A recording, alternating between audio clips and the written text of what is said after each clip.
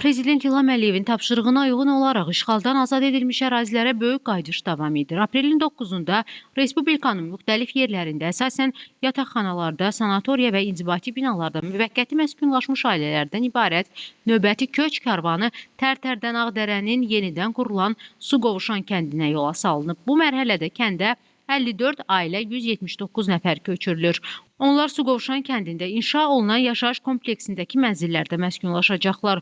Doğma yurda qayıdan sakinlər hər tərəfli dövlət qayğısı ilə əhatə olunduqlarına görə Prezident İlham Əliyevə və birinci vitse-prezident Mehriban xanım Əliyevaya təşəkkür ediblər. Onlar həmçinin torpaqlarımızı işğaldan azad edən rəşadətli Azərbaycan ordusuna, qəhrəman əskər və zabitlərimizə minnətdarlıqlarını bildirib, bu yolda canlarından keçən şəhidlərimizə rəhmət diləyiblər. Qeyd edək ki, hazırda Qarabağda və Şərqi Zəngəzurda ora köçürülən keçmiş məcburi köçkünlərlə yanaşı bu bölgədə aparılan layihənin icrasında çalışan, həmçinin ayrı-ayrı dövlət qurumlarının yerli bölmələrində xidməti vəzifələrini yerinə yetirən, yenidən fəaliyyətə başlamış səhiyyə, təhsil, mədəniyyət, turizm, sənaye, energetika müəssisələrində işləyən ümumilikdə 40 minə yaxın insan yaşayır.